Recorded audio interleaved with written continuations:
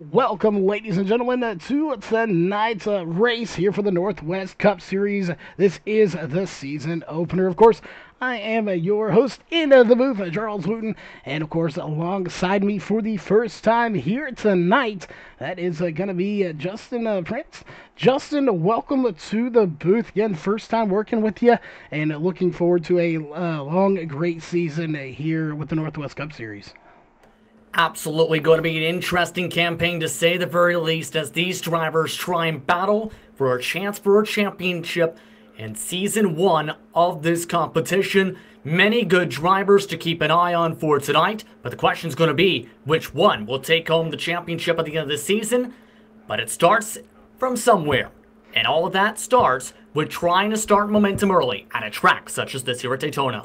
Yeah, the high banks of Daytona going to be definitely a challenge for people. You have to, time yourself. You can't go too fast, too quick. You gotta just ride sometimes. We've seen it many times and again.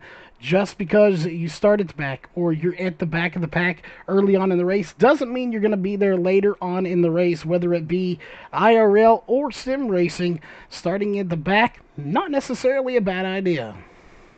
Yeah, especially for when it comes to having not just the chance of staying out of potential big ones early on, but as well, pit selection comes into mind because the further back you qualify, the further back down the pit lane you start your box in. In turn, if you're the last place car, you get the first box. If you qualify in the pole, you get the first box at the end of the pit lane, or the last box rather. So those might come in mind for some of these drivers as well if they elect to sacrifice track position for pit box positioning tonight. Yeah, I definitely agree. You get that front spot, there's not going to be anybody in your way getting out of the pit road. The first spot, nobody in your way getting in. I'm not sure what about spot it is. There is one more spot that, I might try to shoot for, but it's going to be hard, and that is about the middle of pit road. There's actually two different spots there where there's a gap in the wall where nobody pits there. So, I might try to get in there if I can about midfield. But definitely going to be, a race that sets the trend here as a huge field tonight. Upwards of 35 to 37 drivers. Probably one of the biggest fields we've seen here for this series. The question is, I have to ask, and I know the fans out there are going to be asking it, will we see the big one here tonight? It's not the matter of if we see it, it's when and where. Because there are drivers who will take some risks. And when you take a bad risk, there's the chance for that incident. So it's just a matter of, if you are a driver, it's the matter of mixing the balance of luck, strategy, your smarts, and speed to all try and find yourself up to the front. If you do any of those in the wrong order, in the wrong place at the wrong time, that's where the big one comes into play, and that's where the attrition starts to build up. It definitely does. And of course, we've seen it a time again. You do not want to get below that yellow line. It causes problems more often than not for drivers. So we'll see how they go. Another thing we'll be looking for is if and when and how soon they go three wide here tonight. We saw them doing it in practice a little bit earlier ago. They weren't going three wide. The question is, will they opt to do that early in this race, or will they single file out or stay double wide for the majority of this race? Three wide is treacherous, but you can get the lead that way a lot quicker if you're on that outside lane. And there is space to do it as well here at this track. It's just a matter of how aggressive you want to be. I don't think we'll see too much of it, if any, three wide in the early portion of the race. But as the laps tick down, Charles, that's where we see those drivers go up to that top line, I think, to try and battle. Wouldn't be surprised if the battle for the race win comes down to who gets that third line to work in the closing stages. And defending champion Jeff Stabenow going to be trying to defend that championship coming into tonight's race. And we are just moments away from qualifying. They're in a driver's meeting here at the moment. This will set the tone right here for these guys. This is a huge field for this league. Usually around 20 to 25, almost 40 drivers here tonight. So you definitely want a good qualifying run. I think I want to start towards at least midfield. I don't want to be any further back, but it really is going to be a tough decision on what you want. Do you want to go, all out to try to get to that pole and start out front, or do you want to start midfield and kind of fill that field out just a little bit early on in the stage of this race?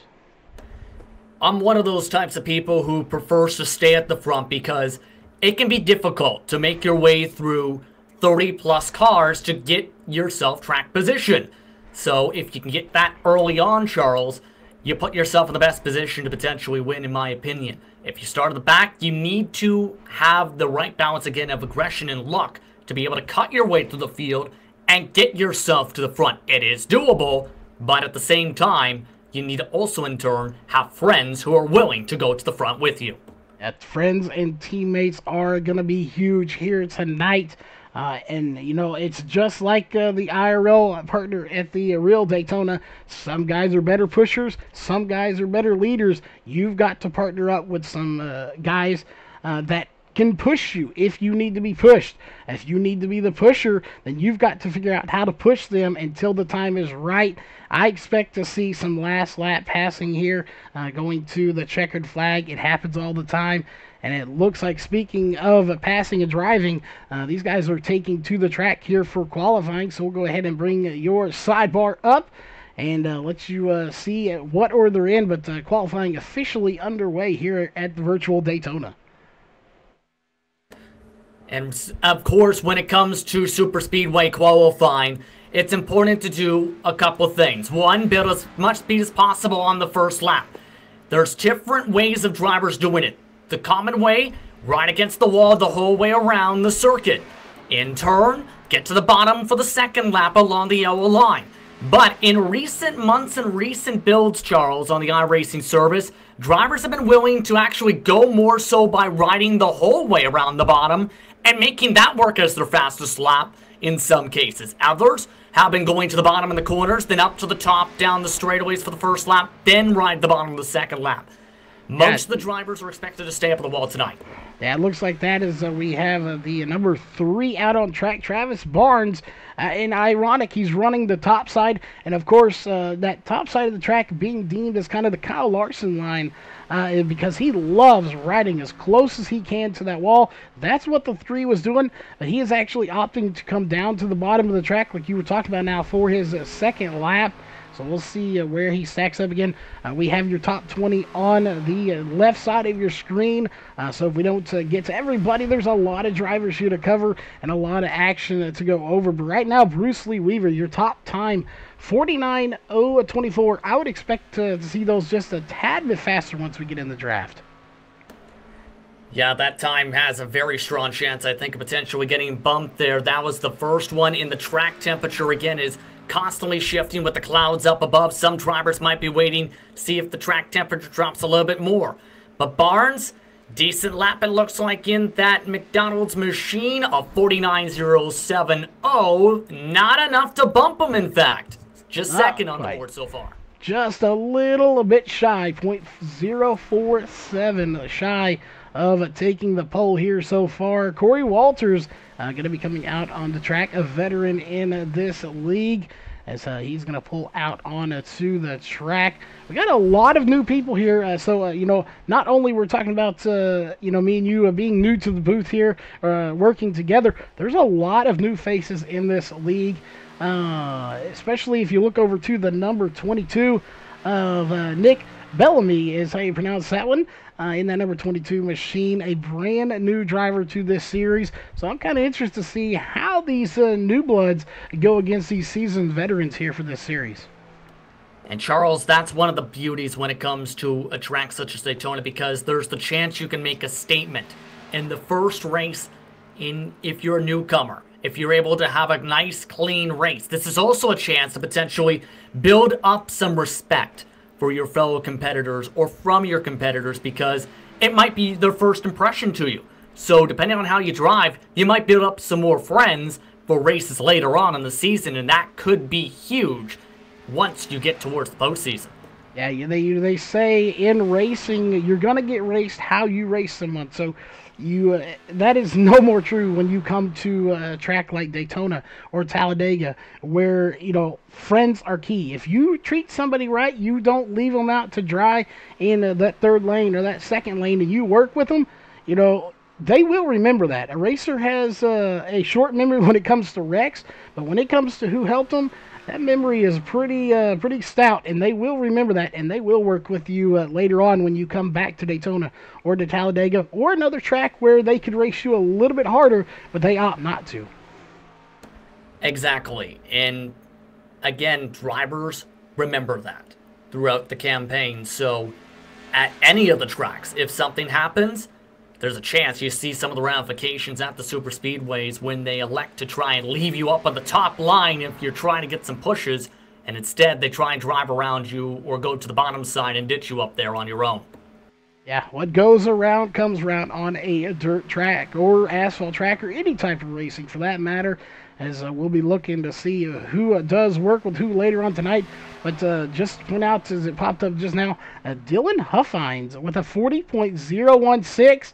And just as I say that, they're all starting to cross him and go up a little bit higher. Mark Walls, a very competitive, winning driver here in this series. But just like that, he gets topped as well.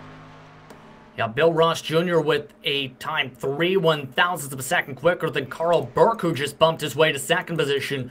There are some stellar drivers here who I've seen throughout the iRacing service, and not just in this league, who are drivers that, when you can compete against them, they have the chance to surprise you. Bill Ross Jr., in my opinion, Charles, is one of those drivers because if you put him on the right track, especially a short track based on my experiences with him, there's the chance he can take home a victory. Unfortunately, he's just been bumped off the pole. He has been bumped there by Ricky Bozer, I believe it is, with a 48.942. Well, that is going to bump him down just a little bit. A difference of only .005. That right there goes to show you just how competitive these guys are and how good they are, like you were just talking about. Absolutely. In qualifying when it comes to these super speedways, with it being essentially you're driving the same car, you have to drive to what the car is instead of you adjusting the car to your driving style. So many of these competitors on the super speedway, it's difficult to build up that speed to get that difference because you're essentially driving the exact same style car, exact same style setup. In turn, the times could be very crucial. If you make one mistake, you push up just a little bit off in turn 1 and 2, that could be the difference between 1st and 10th, potentially on the pylon. Yeah, and these guys, we talked to them a little bit in the offseason as we've been following them. They voted this Cup car in. It was Xfinity last season, so they upgraded to the Cup car, and you can see the turnout here. Versus 20 to almost 40 cars. They absolutely love this car. I like watching it. These are fun cars to watch. It reminds us of watching the Peak Antifreeze series, or now the Coca-Cola series, as it's been called. It just is a fun car to drive, and like you said, fixed setup. Everyone's on the same setup as we watch the 03 and go for a little ride there into the inside wall. Obviously, that lap not going to count for Daniel Masters, but this car is a fun car to drive, especially here at Daytona. Yeah, and with this package, when it comes to super speedway, since it was introduced, it has a decent balance where a lot of drivers I find are able to run very clean with it, especially side by side. It's just the matter, though, of a couple things you have to keep in mind, too. With this package, you have the chance of those massive runs. You have the chance to see where you have to potentially check up, or else you're going to have too much speed to push in front of the car or in front of you. It's also difficult to block lane to lane. In past years before 2019's Daytona, especially the last time in 2019's Daytona 500, you were able to control the bubble, as it was called. This package, if you do that, there's a chance one bump draft sends you the wrong way when you go up for the block. So it's a fun package on the super speedways, but it's also one where it can be difficult to balance things and make sure you keep the cars clean and make sure you don't end up causing the big one. Yeah, definitely do not want to be the one for the big one. That's another thing. Drivers will remember if you're the one that cost them a podium finish or a top 5 or even a top 10.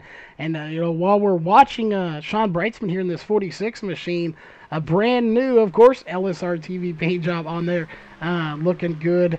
His teammate Jeff Stabenow just took the pole with a 48.916. His qualifying is going to come to an end just like that. It's over. But those two are teammates. Jeff Stabenow, the defending champion, now getting ready to take the pole for this race. I expect to see a lot of good racing, as that's just about 2 minutes away. These guys are going to get last-minute stuff taken care of, probably get a drink, and get situated in their seat and strap in for some, well, I'd say not too long a night of racing, but a decent night of racing. Yeah, that was a stout time, mind you, too, from Stabenow. You just mentioned him. A 48.915 to take the pole, Charles. That was 3 100s quicker than the rest of the top 5. Yeah, he is on a roll. And, of course, as coming in defending champion, you kind of got something to prove. That was a fluke. I can do it again this season, as he's already off to a good start here. So we'll go ahead and pull up your starting grid for tonight's race. And you want to run through those first 10 rows for us? Yes, indeed. Let's see how they'll line up for tonight. Jeff Stabenow on the pole to start things off alongside Ricky Bowser in the 2nd position. Bill Ross Jr. in 3rd with Carl Burke in the 4th position. Row number 3 features Mark Waltz and Gary Nichols. In row 4, it's Jared Wakefield and Dan West Jr. Should note, West Jr. has elected to take an ELL penalty. William Fletcher's in 9th. Christopher Cornell rounds out the top 10, Charles. In row 6, going to be the 13 of Ryan Maines, next to the number 7 of Brett Johnson. I haven't seen Brett in a while, but he's back here racing in the 2020 season. Good to see him back with us. Row 7 is going to be the 58 of Stephen Paulson and the 51 of Roy Grande. And row 8 going to be John Ottenbacher in that 89 machine. Now we know he's got some fans out there cheering him on. And the 2 of James Thurston. Good to see him back. Had some wheel issues last year, but he is back with us this season. Row 9 going to be the 22 of Rick Bellamy and the 83 of Chris White. Row 10 going to be the 47 of Josh Robinson, a brand new driver, and the 5 of Dylan Huffines. Row 11 is going to be the 9 of Corey Walters and the 07 of Dana Rogers. In row 12, they start to pull off, going to be the 32 of Seth Frazier. Be watching for Seth Frazier. He may be at the back, but he won't be there for long. And the 40 of Bruce Lee Weaver in row 12 with him on the outside. And row 13, going to be the 10 of Justin McClure and the 6 of Chad Malik. Row 14, going to be the 3 of Travis Barnes and the 92 of Casey Tillman. Row 15, the 11 of Frank Harris, and the 03 of Daniel Masters. Row 16, Sean Brightsman in the 46, and the 72 of BJ Tidrick. Row 17 is going to be the 90 of Scott Mann, and the 45 of Daryl Tidrick. Those are a family duo there racing with the Tidricks. In row 18, the 41 of Stephen O'Hare, and the James Vining machine in the 3 of 33. Row 19, the 26 of Ray Fournier and the 91 of Scott Hutchinson. And that'll do it for your starting grid here tonight. There is a lot of cars here for tonight's race. Around 38, I believe, is what I counted last. It's a packed field here, almost a full field for here at Daytona. Absolutely, and this is going to be interesting to see who can come out on top. The strategies as well going to be a major factor as this race progresses tonight. Man, oh man, this should be a fun one. Yes, it's definitely going to be a fun one. Again, if you're just tuning in, you're watching the Northwest Cup Series as we are taking the green flag this time. 80 laps on the books, and we're only on lap number 1. Is Jeff Stabenow going to get a sizable little jump there, but that is not necessarily a good thing here at Daytona. Yeah, especially with the amount of momentum and speed you can build up by being inside the draft if you are behind. The thing is, though, it looks like they're not content on making that major run to go up to the top side. The 42 machine of Ricky Bowser electing to go on the bottom. Already car spinning on the apron. That's going to be the 13 of Ryan Maines going around. The 5 going around as well. Let's see if we can catch up with the 13 as he drops through the list. He's going to drop all the way to 31st as we take a quick look back at the replay and see what happened. But that was a hard lick down on the bottom of the track. It almost looked like it started up with a stack up behind William Fletcher, who checked up a little bit, and Maines, not expecting that, checked up and just ended up getting sent off to the apron. In turn, some more drivers followed, and that just all snowballed from there because there were a few more drivers who were involved in that secondary group of drivers who just ended up in turn getting stuck alongside that wall trying to dodge Maines, or ending up just slowing down too much and cutting hard to the right, overloading the right front tire. Yeah, and they got that Armor All sponsor on that 13 of Ryan Maines. I have a feeling he's going to take a little bit more than some Armor All to get the damage out of that one. He is going to have to come in. They do have one fast repair here in this series, so that is good news for him. He can buff it out just a little bit, get back out on the track, and see how he fares as a quick caution coming out already on lap number 1. You know, you get those cautions out of the way early and then get the green flag racing later on in the race. Yeah, it's going to be interesting to see how the cautions lay here, because the fuel strategy, mind you, was something to keep an eye on, because the fuel mileage around 35 laps on average, depending on where you are in the pack, can be less if you lead too many laps, because you can burn up to an extra gallon as the lead car. It was a situation where it was a very close two-stopper. If you get enough early caution flags here, Charles, that in turn will make it a one-stop situation, and it really opens up the strategy. That's why, in turn, I think we're seeing a few drivers all of a sudden peeling off the top off. Yeah, you see Chris White going down there with that Interstate Synthetics machine, pulling it down. He has a little bit of damage. Look, he got involved in there, but basically the back half of your field coming down to get fuel and tires. You know, it's not surprising. Even when you look at, you know, the IRL partner here for the virtual Daytona, as we just saw just a couple of weeks ago, pretty much the back half of the field, you have nothing to lose. There's no reason you're not going to really gain anything if the front guys don't come down. Go off, top off of fuel, get some fresh tires. Again, nothing to lose there. It also puts you in an optimal strategy as well, in turn, to put yourself in a better situation. If you're one driver who, say, stays out, it kind of puts you in a box almost, Charles, because in turn, it makes it so that you're stuck on a certain strategy. It's difficult to, say, go on the strategy of everyone who just topped off, because now they can go an extra 3 laps further than you. That's going to be potentially, if we have a longer run, be very crucial. If there's caution breed cautions, the front half of the field is not panicking. Yeah, not only, you know, is that even more relevant later on in this race, because right now they panic a little bit. They've got less fuel. Later on in the race, if that same scenario happens and we go into a green-white checkered, then you're really going to be panicking. You know, are we going to be able to make it on fuel? Because, you know, a green-white checkered adds roughly, you know, 3 to 7 more laps around this track. And this is not a little tiny track. It's not something like Bristol where you can get around it real quick. 1 lap around here, even at pacing, is going to take quite a bit of fuel. Yeah, absolutely. And that's why you see on a lot of these caution flags, you'll see drivers shut off the engines or clutch and coast. It depends on driver preference, because some drivers argue that if you turn off the engine, when you refire the spark plugs, when you refire the ignition, it does burn a little bit more. So drivers might just hold in the clutch and go in 4th gear. That saves you a lot of fuel around the racetrack.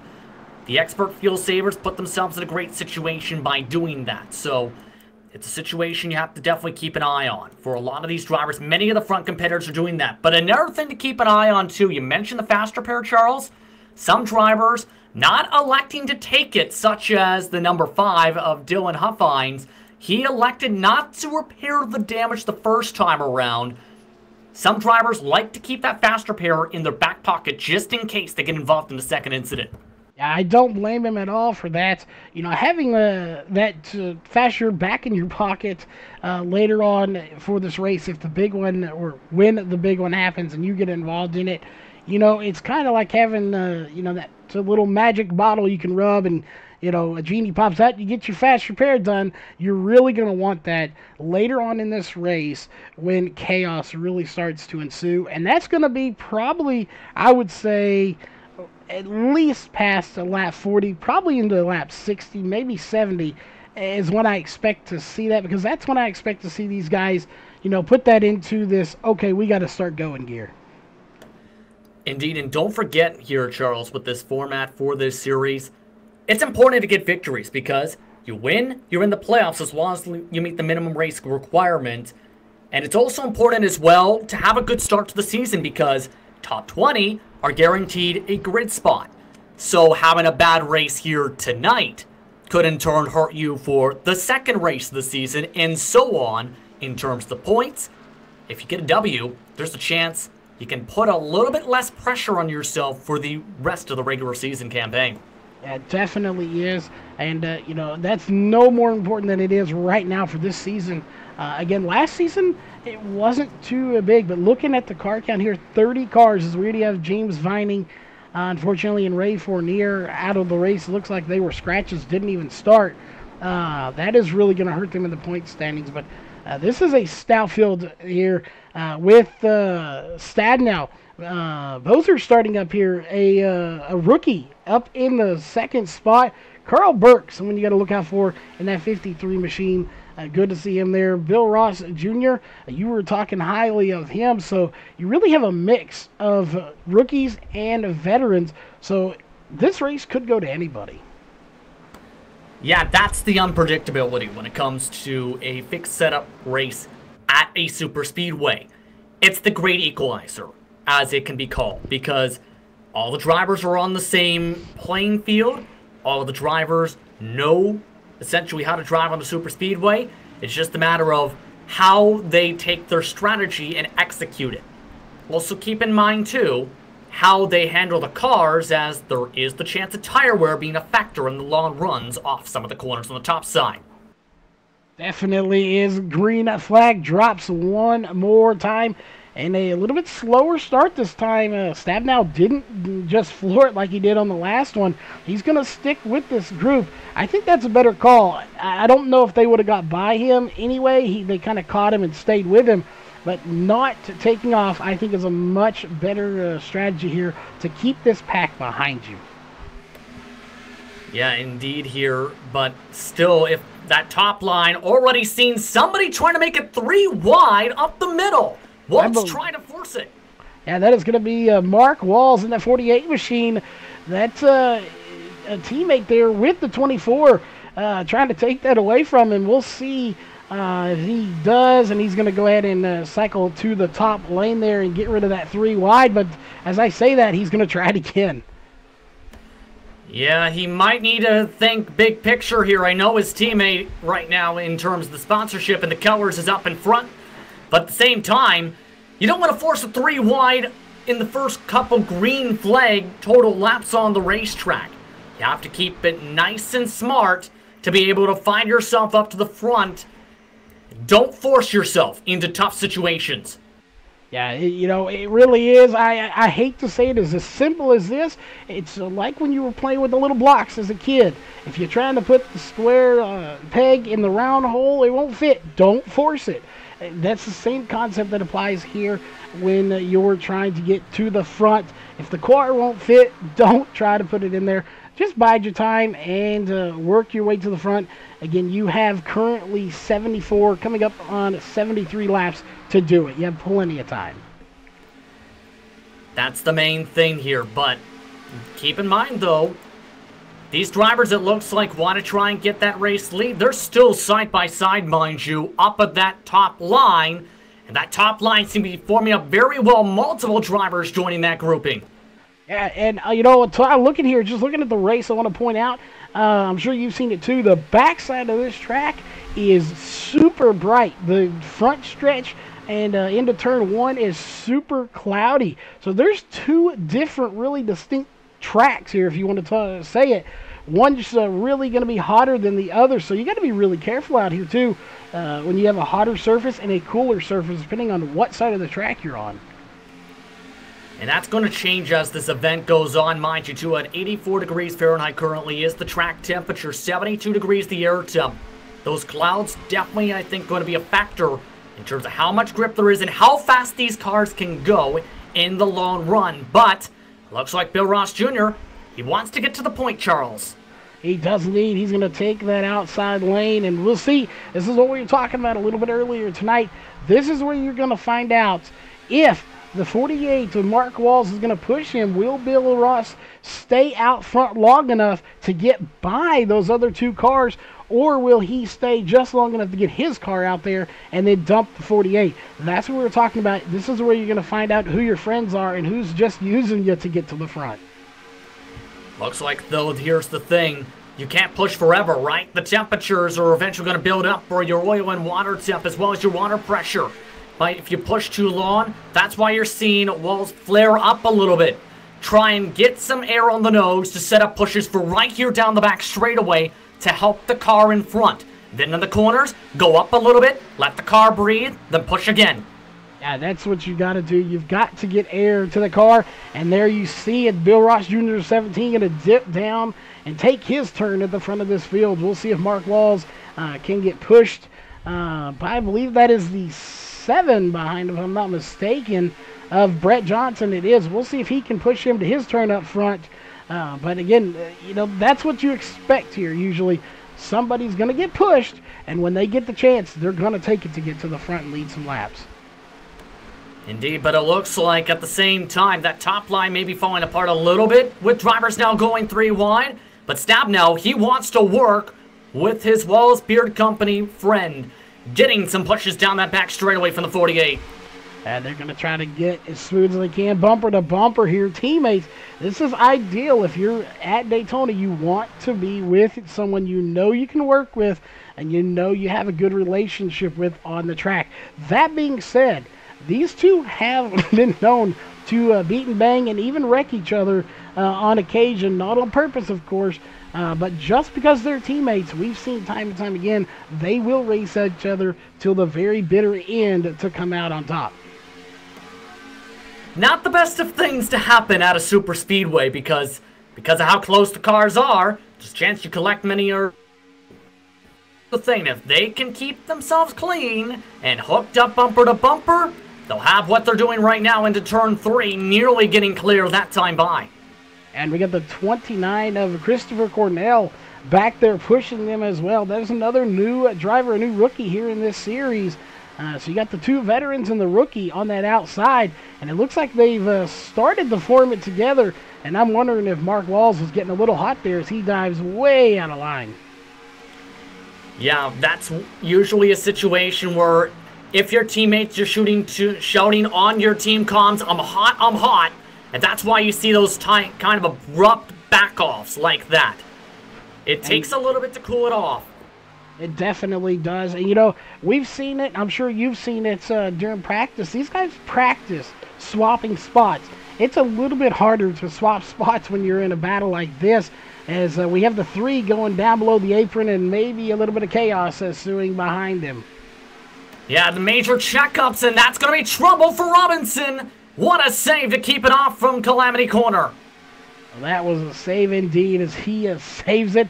We stay green. So 1 caution so far in this race. We'll pull up that information on the screen for you here for your Interstate Synthetics caution. Only 1 caution for 3 laps, and we have stayed green since then here on lap number 14. 13 of the 80 completed with some great racing, but we've only seen a small little fraction of 3 wide, and I don't think we're going to see too much here until these closing laps. Oh, this is going to be chaotic, though, with the lap traffic. Drivers off in the grass, in fact. That's tight. Ooh, that was a very tight there, and I believe that was one of the same drivers. And I saw a puff of smoke. I'm not sure if that was a connection issue or if somebody just expired an engine. I think it was more of a connection issue, and that is one of the worst things you can have happen, is be at the front of a pack here and your engine expire everybody behind you is going to have to try to shuffle around you, and that can cause a big one right there. As someone that's had it happen to them a few times, if you're on the top line, it's an absolute mess, potentially. If it's in the corner, there's the chance that's the big one, absolutely, because there's not a lot of time to react, and in turn, so many drivers try and jump to one open space where it ends up in turn causing lots of collisions. Hopefully you don't see that situation tonight. Hopefully we don't see a connection type of, or technical issue type of situation either, which can happen at super speedway races, to say the very least. The top line, though, is coming up and pretty strong, though, it looks like, once again, with Bill Ross Jr. It definitely is. And I want to point out something where we're watching this top line of Bill Ross Jr. start to gain its momentum back. As you watch right here, you can really see the shine coming off these cars. I know for a fact that some of these drivers, like Jeff Stabenow, are running VR headsets. And we've heard time and time again from them when they're in these VR headsets that they are driving head-on into that sun, and it is blinding like it would be in real life.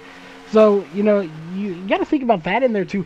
How much is that sun coming into these cars and blinding these guys while they're inches away from each other going around this track currently at 195 miles an hour?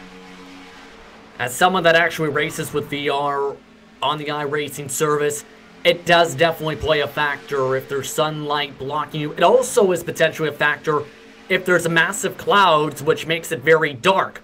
So there's a lot of things that can definitely come in a factor, as one driver nearly said hello to the inside wall just in the backdrop there.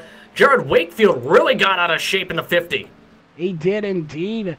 Started 7th. He's currently 20th now after that little incident there, as he is going to lose the draft of the the front pack, but he has 2, maybe 3 of the little groups back there that he can get picked up by, so he's not completely lost. It's the big one. Oh, and it is indeed the big one. Everybody involved, as we got 1, maybe 2 drivers surviving it. We're just going to have to pick someone and go with them to see how this happened, as we'll go Dana Rogers in the 07 getting a huge hit to the front side of the car. Let's go back and take a look and see exactly what happened. Is there it is. Some people got loose, maybe some bumping action going on.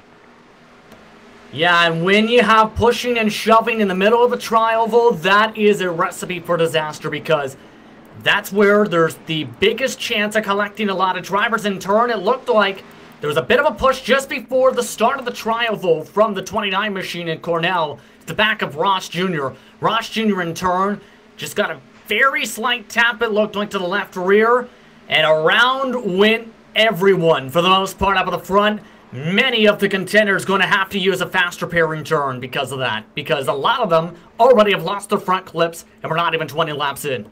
Yeah, that is unfortunate for a lot of these drivers here to get involved. Somehow the 24 Jeff Stabenow survives it. He may have got a little damage there. It looks like he might have clipped his own teammate in the 48 of Mark Walls. But he does have some damage. But for the most part, that car's clean. The 17 looks fairly clean. We'll see if they use their fast repair. But like you said, those guys from about 4th place on to about 15th or 20th, they're definitely going to have to use some fast repairs. Yeah, there are a lot of cars with heavy front-end damage, mind you, in this field now. And that's one of the main concerns, Charles, when it comes to damage with this current model for the Cup cars, is you can get away a little bit with back-end damage. It hurts you a couple miles an hour down the straightaways. But if you get it on the front, there are so many different things that can pop up. Chances of overheating your engine because of damage to the radiator. Chances of engine damage. There's also the chances of not being able to suck up to the cars in front of you because you don't have that front nose to help with the aerodynamics.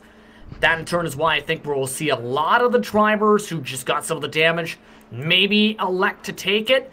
If they feel like they might be a pusher instead of a leader, they might be willing to risk it. We'll have to see. Yeah, that's what I was about to get at, is this is really where you're going to find out, excuse me, who's going to be the pushers and who's going to be the people out front. If you opt not to get that damage repaired yet and save it for later, you probably aren't going to be the best pusher if the front of your car is messed up. So, we'll see who comes in, as pit road is extremely busy right now. Jeff Stabenow still on pit road for about 30 seconds, as it looks like he is opting not to take a fast repair. He's going to roll out with front end damage. Yeah, it looks like he's going to elect to, yes, risk losing time. And there were some drivers who were risking losing the lead lap who are also on that same strategy. But again, you want to have the fast repair in your pocket, because as soon as you use it, you lose it. And I don't think he wants to essentially lose it in this type of situation, electing to sacrifice the track position now to be able to contend if there's, say, a late yellow flag, and then use it then, because there's still a ways to go in this race. Yeah, there definitely is a ways to go. You do not want to use that fast repair and lose it before really anything gets started. Again, we're only 20 laps in, so we're a quarter way done with this race when we get to the line, as Scott Hutchinson leading, but he is going to opt to come down for tires and fuel, so that's going to swap over the lead. I believe it is. So it's going to be Bill Ross Jr. Back to the front, and we'll see later on just how many laps he has led. But this will be his first time on the restart having the lead. Well, check that for now, because Roy Grande is actually out there as that first position at the moment. He'll get the start on the outside either way, so it's going to be curious to see how they go here. But here's another thing to think about, though. It's now a one-stopper on fuel because of the time of the caution flag. So if you split the run in half, go to about 30 laps in, so about lap 50, you'll be able to get yourself good to the end, as well as for at least 2 or 3 potential GWCs. Yeah, you always, you go to a track like Bristol, when you say Bristol, Texas, Las Vegas, you think, okay, I might have a green light checkered. You come to somewhere like Daytona, if you've done your homework, you're pretty much planning on a green light checkered. It's almost guaranteed to happen. We'll see if that guarantee is worth anything here tonight, but I would be willing to bet we see at least one. It's still too early to tell, but there is that very strong likelihood, because when you get towards 20 to go, 15, 10, and so forth, the intensity level just keeps on ramping up and up, because drivers know, especially if they're good on fuel, that this is their chance to potentially win and potentially lock themselves into the playoffs at the start of the season and make a statement. So that is where a lot of that can come in. Yeah, you definitely want to make a statement. Let these guys know. Excuse me, just looking here at the top 10, as we got your top 20 on the left side of your screen. Roy Grande is a veteran. Bill Ross Jr., I believe, has been here before as well. William Fletcher, Brett Johnson, Chris White is also. So your top 5, all veterans here. And I believe Dale Jr. said it best on a broadcast one time that, yes, Daytona is 50% luck, 50% skill, whatever you want to call it, but at the end of the day, you're going to see those veterans and skilled drivers up at the front. They somehow, unless they get involved in something, they find their way to the front of the field. Yeah, that's usually the flow of things, where the best of the best find the right balance again of aggression to cut their way through the field, as well as using the strategy to be able to play the lines, know which one's the faster of the 2 or the 3 potentially, and cut their way up. The more quickly they can do it, the better. And in turn, that's where the best of the drivers go. A lot of these drivers, though, we see electing to still stay towards the back. Many, though, have been not afraid to try and at least get themselves into the top 15. Yeah, and if I'm in their situation, I'm not sure what I'd do. I may want to keep myself at least in the top 15 right now. You just saw the big one. It was at the front of the field, so it kind of makes you question, do I want to really get to the front right now, or do I want to hang, top 10, top 15, and let these guys up front that want to race a little more aggressive be aggressive, and see what happens and give myself that little bit of a padding if something does happen again as the green flag comes back out to start lap number 23. It won't be long, even though at this massive 2.5-mile track, we're at the halfway point. And one car off in the grass, a terrible restart, as it looks like Walters and a few others were shuffled to the pit lane. That is not good. That explains why we saw drivers go onto the pits there, as they are going to go down. So Mark Wall's on pit road. Looks like he's going to go ahead and opt for service as well, as a couple of them going down. Hutchinson out of pit road as well as Corey Walters you were talking about. So these guys not getting a very good start that they wanted. Yeah, that was a massive, massive checkup, it seemed. Like somebody missed a gear in third car back. And drivers like Walters were just bump drafted all the way into the grass. So these drivers are now sitting ducks because that's an unsafe pit entry. And in turn, that means you have to eventually come down again and serve a penalty. Yeah, and I was just about to mention, too, that this early in the race, we only had one driver that was multiple laps down.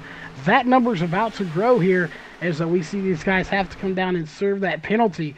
Again, that is one of the biggest things that can get you is pit road penalties, whether you do them to yourself or in this case, if something on the track happens and you kind of get shoved in the pit road and get that penalty. But a penalty is still a penalty that's got to be served.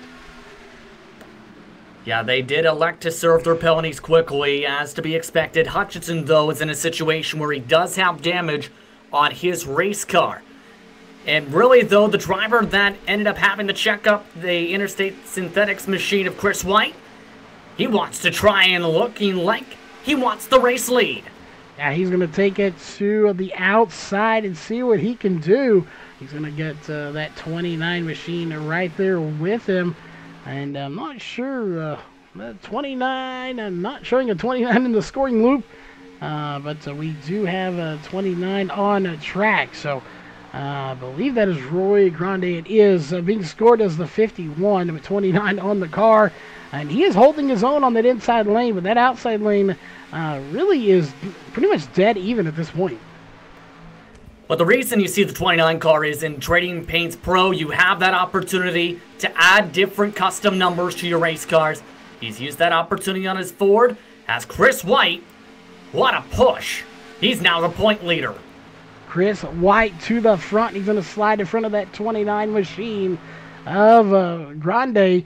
Roy going to have to try to get back by him, but here it comes. Bill Ross Jr., you know, a common denominator up front pretty much all race so far for this 26 laps going to be completed this time by has been Ross Jr. He's been up there while others have come and gone. He's stayed up there pretty much this entire race. Well, there's some different strategies for drivers.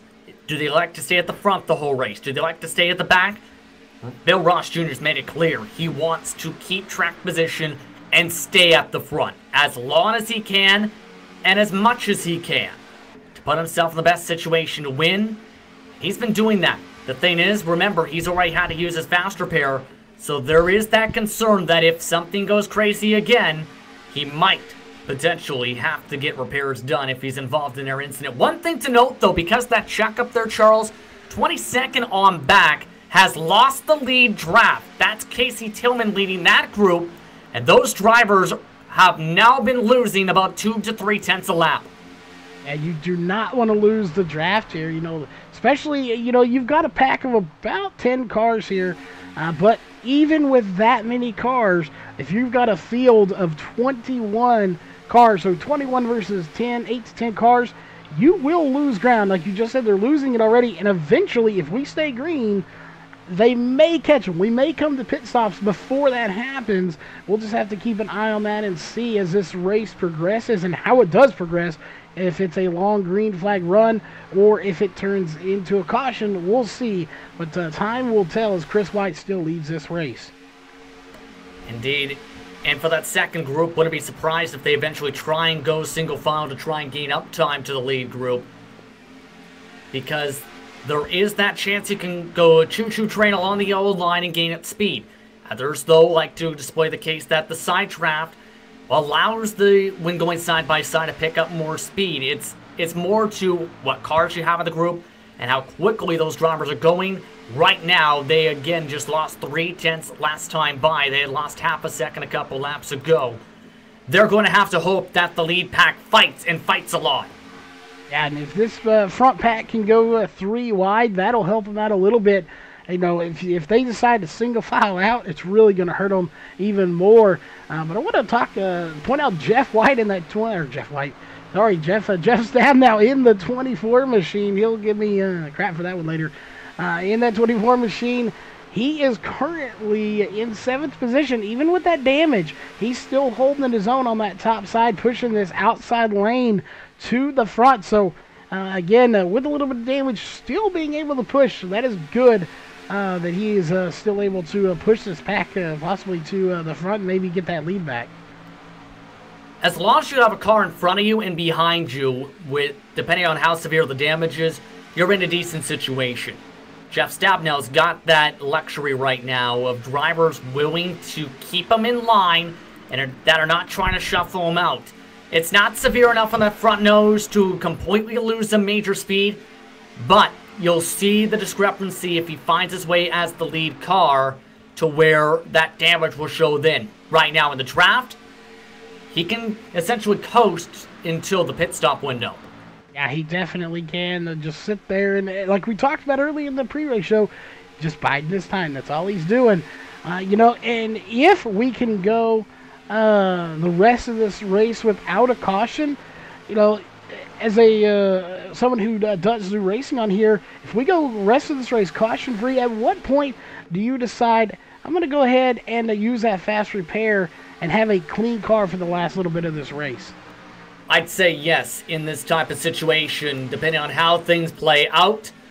But the more this race progresses, the more you're thinking of a lot of those different factors. Again, wouldn't be surprised if he used it on the pit stop. If not, he probably would bank it for, say, a 15-lap shoot-up. By the way, Scott Mann, now the race leader, it looks like, because he got a nice push in the 5-star race car bodies machine.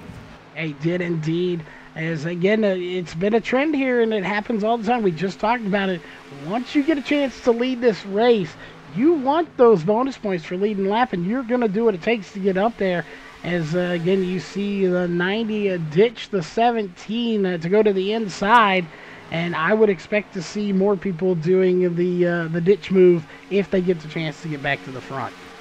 And they're trying to ditch Stabenow all of a sudden, too. There were a couple drivers just now having to shuffle back to the middle line. Johnson and Cornell, both of them, trying to drive on by. The problem is, though, it's so difficult to build up speed. Yes, you can run up there at the top line, make a 3 wide, but you have to be able to side draft in the corner and go from there. Caution flag is out.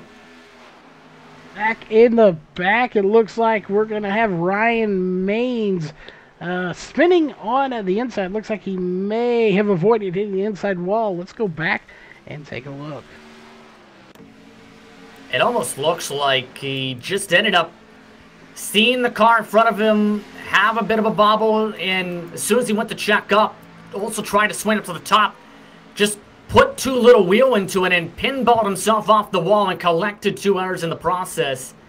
Just a major mistake by Maines there in that type of situation. And now he's not got no engine. And no engine indeed. He's going to collect the 10 and the 8 with him. The 8, of course, being Gary Nichols. Haven't talked about him much tonight. And the 10 going to be Justin McClure, a new rookie here in the series. So 2 veterans and a rookie taken out there in a quick little incident. As the 13, as you see him, as you said, no engine. He is just smoking down the backstretch right now. And it went from white smoke to black smoke. So definitely some engine problems there for the 13. And if I remember correctly, I believe he used a fast repair already. He has already been given an EOL with that caution flag, so not the best of situations for him now. And this is going to make it very, very, very dicey for the race strategy now, too, because we're still outside the window to make it. In about 10-15 laps, you can essentially go anytime, and I wouldn't be surprised to see multiple different splash and go strategies get underway. And we'll see, like you said, the splash and go. These tires we know can make it. You don't necessarily need them, and a lot of people I think will take the splash and go. We'll be checking to see how long they're on a pit road. But right now, Scott Mann out front, he's someone you definitely have to watch for. Looking at his information here, started in 33rd. He's up to first right now. Yeah, and he's been able to cut his way up through the pack and get some friends to work with him to be able to lead some laps now. Now it's going to be interesting, though, to see, does he elect to take tires, go for the splash? That's where some of the strategy might come into play in this pit stop window, because they have to come down again anyway one more time to get to the finish. That's where the variation is going to be during the green flag run, if they get a long enough, run on the track. And as we watch pit road right now, we're watching those times as well. And I've seen already a couple that are opting to go ahead and take some tires, at least 2 tires, as I see some 13 to 14, even 15-second times. However, I do see Bruce Lee Weaver with a 9.4-second time. And also, I want to point out Christopher Cornell did not come down pit road. It's not showing anyway. For me, in that number 29 machine. Interesting call for Christopher Cornell. Going to double check that as well here, because there is the chance you could potentially miss a box.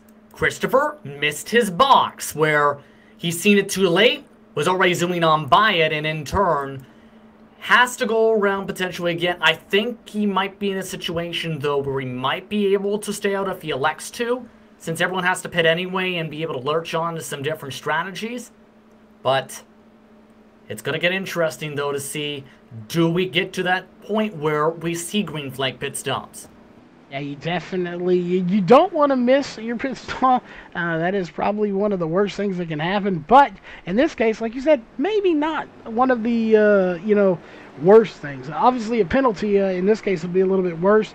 So he drives on through, and he is going to opt to come down now. So now that's where it's going to be a little bit tragic for him, as he is going to be shuffled back to about 32nd position.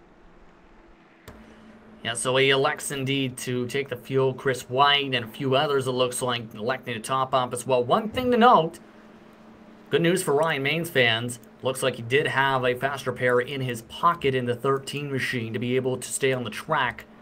Still going to have a long ways to go here, but this is still the type of race where I think anything can happen. We've seen some stuff that you don't usually expect to see in a race such as this, Charles, even at Daytona, including on restarts, including down the back straightaway. There's a lot of unpredictable variables, but you have to be prepared for the unexpected to take a win in this type of race, in this type of track. Yeah, you definitely do, and not sure, it looks like Chad Malik is going to retire that number 6. He will be only the 3rd driver out of this race so far. Again, he being out just now. James Vining and Ray Fournier scratches here, didn't start the race. But Bruce Weaver in the number 40 machine, it looks like he's going to lead lap number 40. Is that probably right around lap 40 is when we're going to get the green flag again. So lucky number 40 for him, as he's going to be your race leader. And the 89 looks to get a wave around here momentarily. Yeah, I'm very intrigued to see how things are going to play out here. But again, we talked about this, where it's the best usually find their way up towards the front. And right now, Bruce Weaver, remember, had an EOL to start the race. Plus 23 from his official qualifying position on the grid. Man, plus 31. Plus 22 for Masters, who was in 8th position. And a plus 19 for Frank Harris, who was in the 10th position. So a lot of drivers in the top half of the field didn't even start there. They elected to start in the back, and in turn, because they've been able to either keep the cars clean, get some luck, or play the strategy game, they've been able to get the important track position coming to one to go for the green. Yeah, and you look at someone like Scott Mann. He is a veteran in this league and a veteran on iRacing. Upwards of 5,000 iRating, A-class. He is notorious for later on in the season he's fast, and he knows he's fast, but he's not overly confident about it and flaunt it. But occasionally, he will ask for the EOL to start at the back of the field just because he likes racing with these guys so much that he wants to try to get by everybody. So I don't think he did that here tonight, but it goes to show it doesn't matter where he starts. He can find his way to the front of the field, and that's what he's doing right now, starting on the outside of row 1 for the restarts. And I definitely look to see him a contender later on in this race. He's a driver I'm not quite familiar with, to be quite frank, but he's someone based on what I'm seeing already where he was one of those early veterans on the iRacing service with 91 victories. Just in the past few days, made his first official race attempts since 2016. Both were in recent starts in the Pro 2 Light Truck Championship. Guess what? He won them both. So he's got some absolute talent indeed. Those were in his first 2 dirt road starts too. Yeah, he is definitely a skilled driver. And speaking of drivers, we're back to racing here as we'll bring your sidebar up back on to the screen. And we do apologize for the 53's name not showing up. That is Carl Burke, driver of that number 53 machine, as they are on the loud pedal once again. And that front half of the field really single filing out, but now we got a little bit of action going on as they're going to go 2 wide with Scott Mann back on the outside. That bottom line was caught sleeping all the way behind, second on back. That's played dividends for Mann because he's got someone willing to push.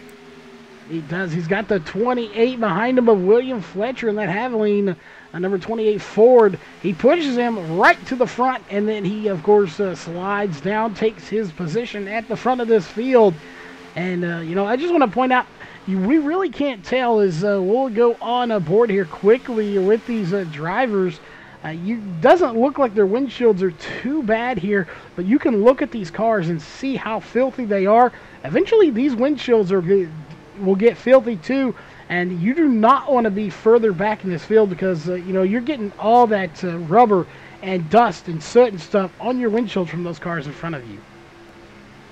Indeed, and a lot of these drivers, surprisingly, including myself, don't really take notice of that until you actually use the windshield tear-off and when you see the major difference between dirty windshield and clean windshield. There's some drivers, though, that elect to not take that, mind you, Charles, because it does take an extra tenth or two on a pit stop. Some drivers like to gamble and not use one to save some time. Yeah, time is precious when you're out here. And if you're under caution, it's not so bad. But when you're talking a little bit of time, when you're under green flag condition, it can mean the difference in winning or second place. So you really have to decide, is it worth it? Or can I live with a dirty windshield and just, hope that, I can see through it at the end of the race? Take a look what's happening on the track, though. Weaver with the big block, forced to 3 wide. Is Weaver going to be out front in the number 40? They're going to go 3 wide, the second row deep. We'll see if William Fletcher is going to continue that 3 wide as he is currently still there. But he has an opportunity to come in, but I think Jeff Stabenow is going to close that door in the number 24, and he's going to force him up there, and I have a feeling Fletcher's about to lose about 15 or 20 spots.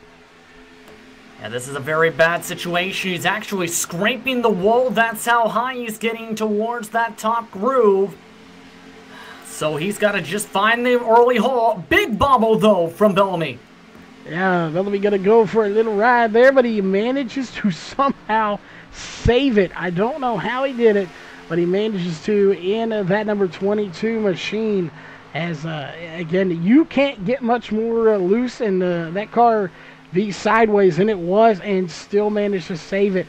Definitely probably one of the saves of the race here. Yeah, that could have been another big one right there with where it was at, but now has a lot of left front damage on that Toyota Camry, to say the very least. All that crazy shuffling, though, in turn has kind of broken up that entire top line. Everyone's trying to find a way to the bottom, it seems, in the front part of the group. Yeah, it definitely has broken it up. We still have Fletcher on the high side. I'm really shocked that he hasn't fallen back further than he has, and part of that could be because of that bobble from the 22. It broke that outside lineup, and he's going to be able to slide back into the second row. So that bobble from the 22 of Nick definitely, I think, helped out the 28 of Fletcher, as he's able to get back in line and really only lost about maybe 1 or 2 spots out of the whole ordeal. Yeah, that's about it, really. It was a perfect storm in terms of being able to have that opening because of the bobble. But it's also a case where you can stay on your own 3 wide for some time if you're really good at side drafting, especially in the corners. But it's difficult to do because, again, you have to make sure, 1, you don't end up making contact with a car in the middle line. 2, you don't end up riding too high where you don't get that side draft. And 3, you end up clipping the wall. So he ended up playing all those factors right, while Weaver's played his way to the lead. Hey, Weaver's still out front, as we'll switch over to the main part for you. Weaver only leading 4 laps so far, as he's coming up to lead lap number 5. And we'll see how many more he can lead here tonight. Scott Mann really doing a good job of pushing him. And that's Scott Mann for you. He won't press the issue. He's not out there trying to pass him. He's just pushing him. He's going to push him to the lead until he feels the time is right, as we're 4 laps past the halfway point of this race. And when that time is right, you will see Scott Mann or whoever's up there, they will make that pass, and we're able to see a really good run in a side-by-side finish. Yeah, that's definitely something to keep an eye on. And it looks like he's definitely found someone he's comfortable with working with in Bill Ross Jr. Both of them quickly got to that bottom side. You just seem to be able to go 1-2. And it's so critical to control that bottom line, because you control the momentum and the speed in the pack. Man's now in that situation as they lap by the 13 car. Yeah, they're going to lap Ryan Maines, and, you know, it's unfortunate. He had a fast car in the number 13 Armor Oil. It's a Chevrolet, but just unfortunate, you know, getting tangled up in a mess. And that's where that luck comes in here at Daytona. You know, you put yourself in a good position, or at least you think it's a good position, and then come to find out you end up getting tangled up in somebody else's mess. As we got another incident going on between the 22 and the 13, and that is going to be another big wreck with about 5 to 8 cars involved. And that's a situation I think you can call when you don't realize there's lap traffic. It seemed like, or in turn, lap traffic getting to the wrong spot there. It looks like Bellamy just got into the wrong shape at the wrong time and basically made contact with the lap traffic. In turn, goes around and collects multiple drivers, especially the back half of the lead pack.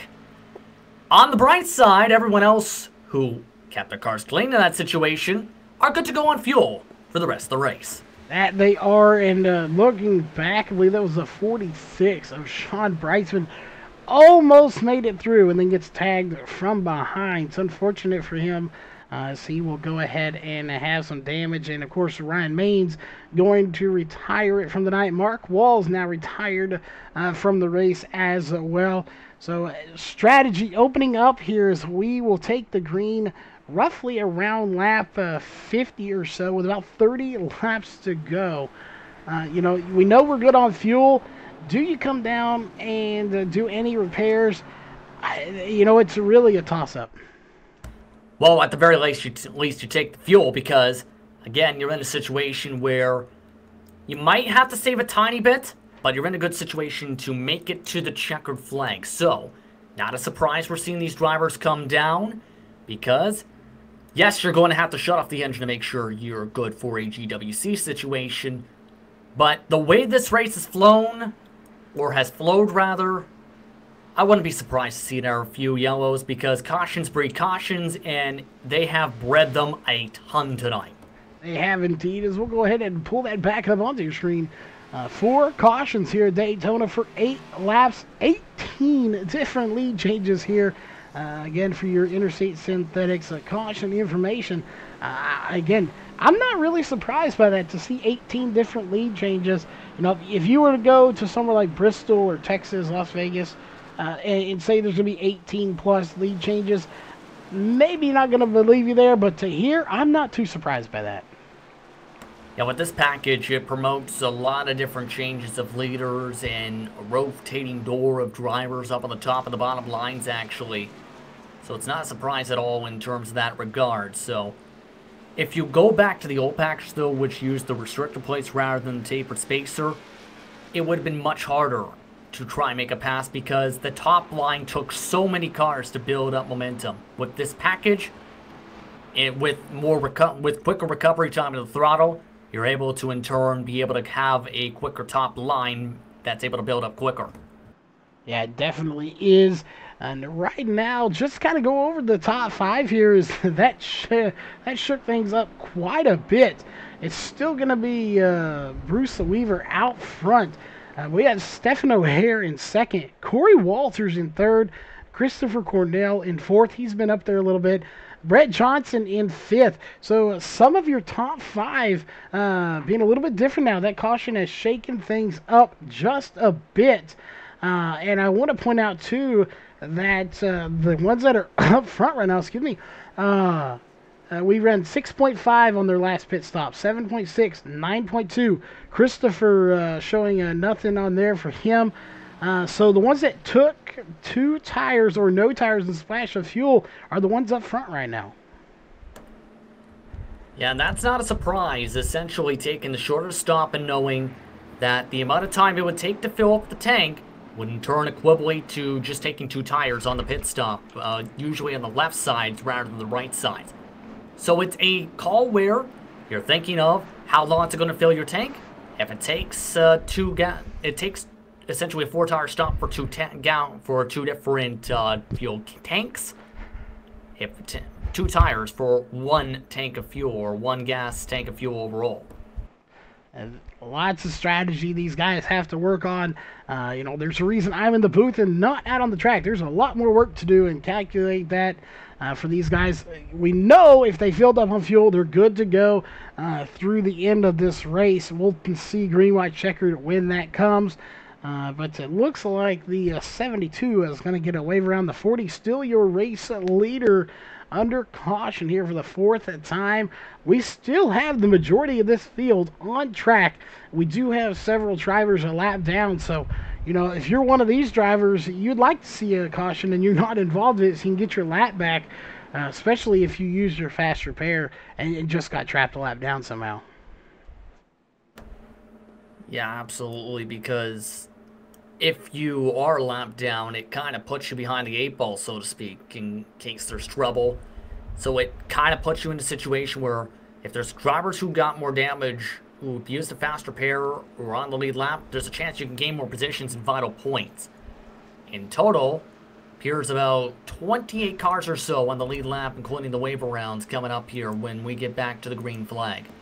Yeah, and of course, we talked about it a little bit earlier on in the pre-show, this is a crucial moment when it comes to points. You set yourself up because you win, you're in if you make 15 races, and you want to be in that top 20 for if in the event there is more than 40 drivers, they go to a separate qualifying session. Top 20 in points, lock in, and then you have to qualify from 21st to 40th. Excuse me. So, locking yourself in those top 15 or top 20 and definitely getting the win is a good way to ensure that you can, start the next couple of races, even if there's over 40 and you may have a bad qualifying run. Exactly, and again, a lot of these drivers who we know have speed are in situations where they're going to be wanting to claw their way at least to get up to 20th position here, and there's still a lot of valuable time. I think the intensity level is going to pick up. That's the main thing, because with drivers, when they know they can make it on fuel, you see a lot of the crazy come out. Let's just put it that way.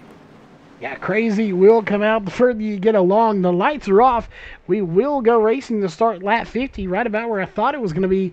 So we will have 31 laps to go, and we take the green as the pace car dives off sharply on the pit road. Green flag is out, and we are racing here for the Northwest Racing Cup Series Season 1 opener. And again, that's the cool part. They run Xfinity. This is season 1 in a huge field, and most of them still on track, as it's going to be Weaver and Walters, I believe. Yep, 1 and 2 right now, the outside lane trying to get together. Yeah, not building up as much speed as to be expected. The bottom line is the best line off the restarts majority of the time. But if you can get a good push together, a good tandem draft, you can in turn get yourself to the point. Looks like someone's making it 3 wide in Barnes. He is indeed. Barnes going to try to do it. There's Travis Barnes in the number 3. So 3 cars, 4 or 5 cars there on the outside row. Again, the theory is, at least a theory, you need a couple of more cars on that outside row to push past the front row, as they have a little bit shorter distance around the track. And it looks like they're doing just that right now, as it looks like that 21 machine, actually the 41 is what it's being scored as. Stephen O'Hare, another rookie, trying to get to the front. So 2 rookies running this race on the front and 2 rows right now. It get dicey though, because drivers are still trying to squeeze each other out. Had to come down and block that middle line to prevent himself from getting squeezed out. And it almost got a little dicey back there with the 90 of Scott Mann too. Almost making contact with the car above him, but they stay off of each other. We stay clean and green, as the 40 and that 9 really working good together right now, as they're pushing just a little bit ahead. Now about 2 car lengths over Stephen O'Hare, who had a good run, but it just kind of fell apart. Yeah, and that's again comes down to needing to have the right amount of numbers of drivers hooking up with one another and having that right amount of communication. If you don't have that hooked together, it's difficult to keep that line together. It looks like, though, that McDonald's machine in Barnes, he wants to try and get it pushed forward to try and get O'Hare up to the point here for the lead. Yeah, and I would imagine he's maybe going to get it. We'll see. He's got to run on that outside lane. And he officially, I believe, did lead the race. He is. So Stephen O'Hare does lead that lap. Will he pull down in front of that 40 when he gets the chance, though? As you see that 3 get out to get some air in the corner, but we come into the backstretch. He's going to give him another shot in the shorts. And he's getting a bit of help now with that top line starting to build up more and more cars. But it's difficult to clear unless you get the right amount of speed. 197 compared to 195, just not enough momentum to clear yet. Not quite there. He's got him almost, but like you said, just not quite enough momentum. We'll see if he can get him on the straight here. It looks like he's got him clear. Will he pull down? He does. The 3 almost pulling down with him. Yeah, almost a bit of tunnel vision, where you want to follow the car in front of you, but you almost forget about your spotter. When you forget about your spotter, a wreck can happen. So you need to be aware of not just where the car in front of you is about to go, but where the other cars around you are. But that puts Barnes in a great situation, because now he's got Stabenow willing to push. And Stabenow will push you to the lead. He obviously wants the lead. He was up there a little while ago, but now, unfortunately, he's not. And we got a car going around the 47, going for a sideways spin. And we can catch up. That is going to be Josh Robinson, and a 3rd big one here tonight. And that's going to take a lot of cars who have already used fast repairs or have been through the front to the back, to the front to the back several times. Bill Ross Jr., I believe, one of the drivers involved there, but that was a case of basically one driver having a situation where they tried to push up a little bit, almost it looked like, and in turn, that flare-out went into somebody's left rear. Yeah, I don't think anybody managed to survive through that one. Unless you were back in the 30s there, position-wise, you had time to slow up, but there was no slowing up for anybody that was remotely close to that. And again, that's going to send a lot of people to the trailers here a little earlier than they wanted to retire this car. Yep. Cornell at least involved, Chad Malik involved at the very least, many different competitors, Bill Ross Jr. involved, James Thurston already off and away into the garage area. There are many different veterans and drivers who were impressed in this race. who are now basically done or are basically toast for whatever speed is left. Only about maybe 20 plus cars left on the lead lap by the end of this incident. Yeah, and I'm not sure if I want to count anybody out. We talk about the real life counterpart here. We've seen some pretty beat up cars win. So, it really just depends on excuse me, how many of these cars get beat up and how many of them are torn up as to if it's a clean car or a wrecked car that wins the race. I have a feeling it's probably going to be a clean car or semi-clean. But still, Stephen O'Hare, Bruce Weaver, Travis Barnes, right now in your top three. 3 of your top 5 rookies here tonight in this series. So I am definitely impressed with these guys. We talked about that earlier, making your mark, letting these guys know, look, I'm here for business and I'm going to take care of business. They're doing that here tonight. Yeah, absolutely. And mind you, too, a lot of the drivers inside that top 5 were outside the top 10 on the last restart. And they made it clear they want to be at the front now. They were able to avoid some of the early wrecks or overcome, in the case of, say, Walters, being sent off into the pit lane. But now they're here, and now they hope to try and stay there. Yeah, still a lot to go. That's going to be the key there, is staying there. If you do what you need to do, you'll stay up front, but the slightest little move, and you're going to be shuffled to the back. I want to point out Jeff Stabenow stayed right around 5th place ever since the incident. He worked his way back up, and that's about where he stayed. Obviously, he used that fast repair. He's got a clean car now. He does not want to stay in 5th. He wants to go to the front. So we'll see who he's going to work with.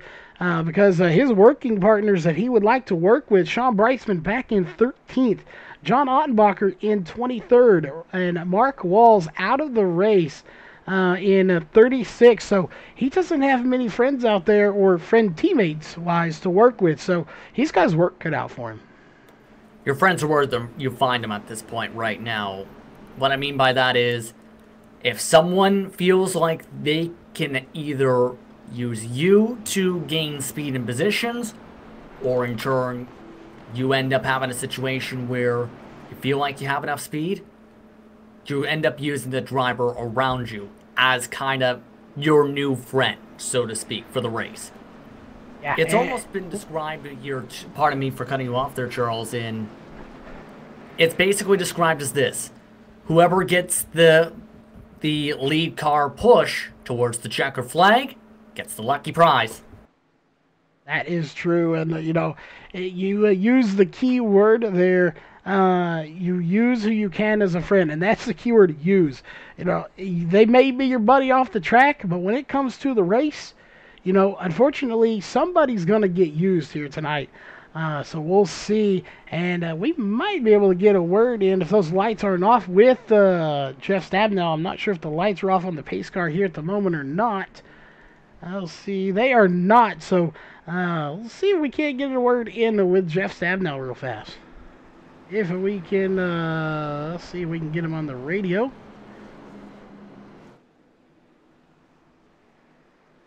Jeff Stabenow, you got a copy?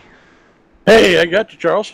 Well, we got you here. Let me adjust in the booth request. Those lights are on. A couple of questions. You don't have any teammates out there helping you. Have you found anybody you like working with?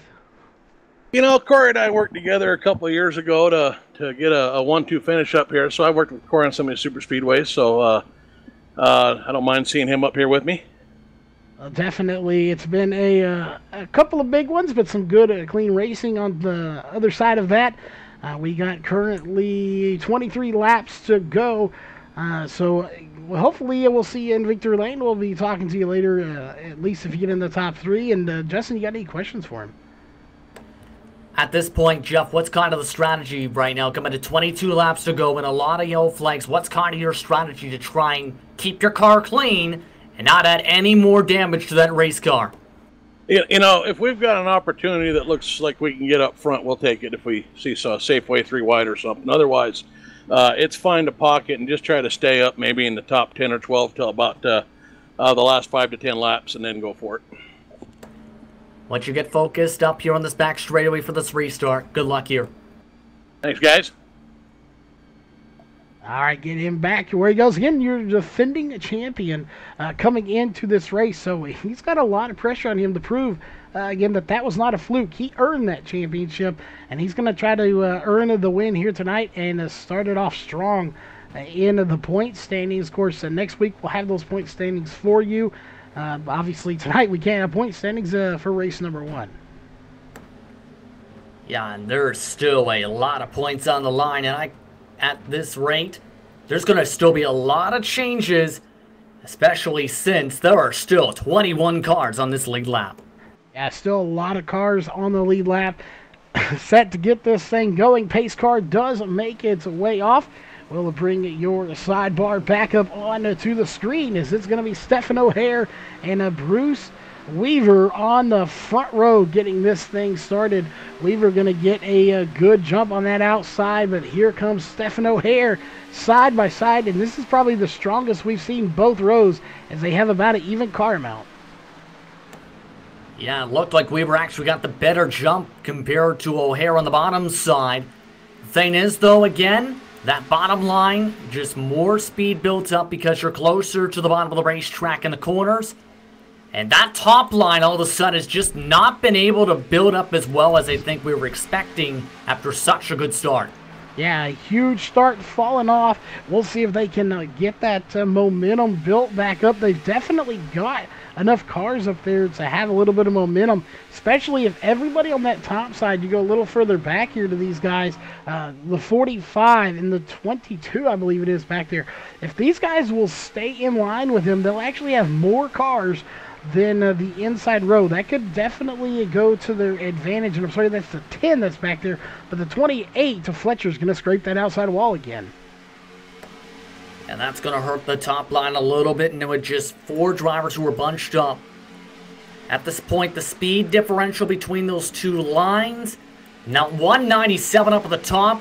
193 entering the corners on the bottom line. The thing is, all that speed dissipates from riding that middle line. If you want to try and keep that speed up, these drivers need to get a little bit more closer and side draft one another to try and get that working. Barnes, though, has flared up to the top. He has indeed taken that's McDonald's number 3 to the top side right in front of Weaver, as Weaver's going to get shuffled back a few spots.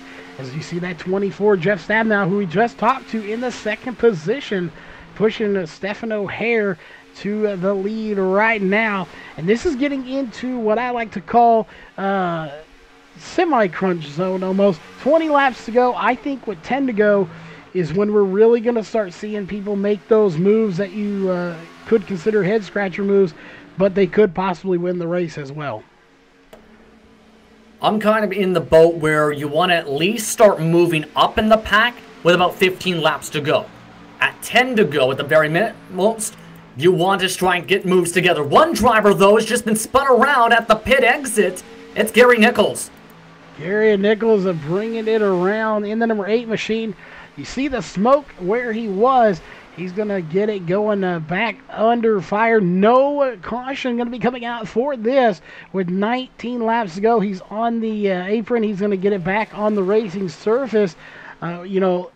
Whether you bring out a caution or not, it's going to hurt him regardless. He's going to be way behind and way out of the draft now. Yeah, and you mentioned head-scratcher moves. What happened with him, I was just looking back at that, was a head-scratcher move where he tried to cut from the top to the bottom. Unfortunately, there was a car there. And when there's a car there, usually that's the result. Yeah, you definitely can't go where somebody else is. Racing is all about real estate. You can't go where somebody else has their car at. They've claimed a stake to that real estate. And if you try to go where their car is, usually you're going to get spun, as you just said. And one thing we haven't seen here tonight that was on the table of what would happen if this did happen is anybody going below that yellow line to try to advance position. We haven't seen that here tonight. Really haven't seen anybody go below that yellow line too much. They've been doing a great job of that. But it can spell disaster if you try to go there. But the rule is if you go below that yellow line and you lose your spot, they do not have to let you back in. Yeah, they were warned about that, and the driver's meeting was overhearing that as we were getting the broadcast ready to go here tonight. So it's these drivers know that, and these drivers haven't even made a move towards that way. Barnes with a big shot, then he shot him to the left side of the field. And that is a huge shot in the shorts, as Nick Robbins would say here. He gets a hard lick there. It keeps going. Again, this front group is about, I would say, about 12, 15 cars. So the majority of the field is right here. You know, if I'm somebody back here a little ways in this group, you know, Chris White, Daryl Tidrick, Dan West Jr., these guys that are on the lead lap, I think I'm sitting pretty right now because you know this front group is going to get a little crazy later on in the race.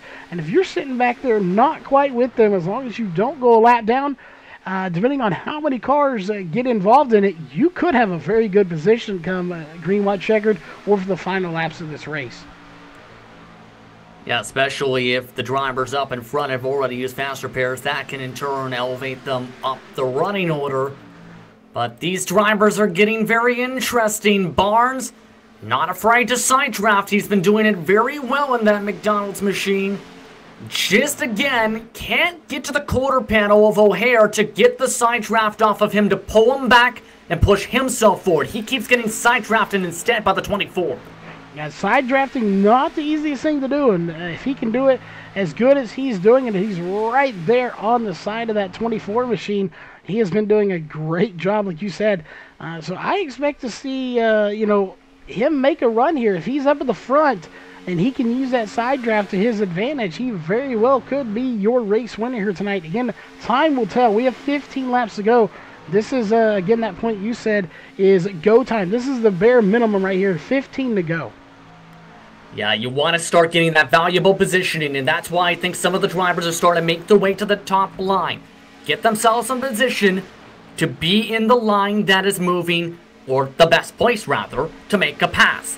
That's exactly what they're doing. Is trouble. Ooh, trouble is involved, and that's what we're talking about, is those guys sitting pretty as we get upside down. The 32 of Seth Frazier. They're going to get the worst into that as he goes upside down. Let's go back and take a look. I believe the 24, Jeff Stabenow, made it through, but I'm not sure too many others that did. Yeah, that was a little bit of a tight window there. It almost looked like maybe some very tight contact. Would have been the very slightest at the very least. And Barnes just got shuffled to the left. Hooks O'Hare. Bye-bye field. All you can say. That is all you can say. The field waves bye-bye. And the 24, Jeff Stabenow, the 7 of Brett Johnson, going to be the only 2 survivors of that wreck, at least that were in that pack. There were going to be people behind them that survived it, but the only 2 actively involved in the front pack that make it through. So, you know, if you're one of those 2 right now, coming up right now with 13 to go, going to be about 8 or 9 to go when we get the green. You know, are you sitting in a good spot right now, or how, you know, cautious do you have to be? How, you know, I dare say scared do you have to be that these guys behind you are going to make a huge run? Well, if you're Jeff Stabenow, you're thinking, I've got a clean car. There's a chance I can try and hold things off, because here's the thing. A lot of the cars behind him now have some type of damage and or have already used a faster pair. So I think Jeff's actually in a great spot here. Brett Johnson might be in a bit more of a more difficult spot, but we'll have to see how this all shakes out in terms of who comes down here, Charles. But Jeff's in a great spot. Yeah, he definitely is. And, you know, you look at the field here, you look at Jeff, you see the 7, and then you look at the 9 behind him of Corey Walters. Keep in mind, this is not a lap car. Corey Walters is your 3rd-place car, or was, and you can see the radiator. Good news is, you know, he won't be overheating anytime soon with the radiator exposed like it is. He is going to use his fast repair, so good news for that 9 of Corey Walters. As you mentioned having that fast repair in your back pocket, he still had his, and he's going to use it here. And that might keep him enough into contention here. The thing is, a lot of the air competitors, such as Wakefield, not using a fast repair, it appears, in that situation, for example. Bowser not using one. Many of the others, White, not using one. And many others, mind you, had already blown an engine or had to take a tow truck, which takes you a few minutes. And drivers such as Weaver, they're already chugging along, hoping to get to the pit lane, and might be in a situation where they have to use a tow truck. So there might be maybe 10, 11 contenders left. Yeah, and one thing I do want to point out here is I mentioned this a second ago. Jeff Stabenow didn't have any what you would call actual friends. He had to make his own friends. Maybe get over the radio and say, "Hey, do you want to work with me?" Now, if you look back in the 4th position, he's got the 46 of Sean Breisman, one of his teammates back there.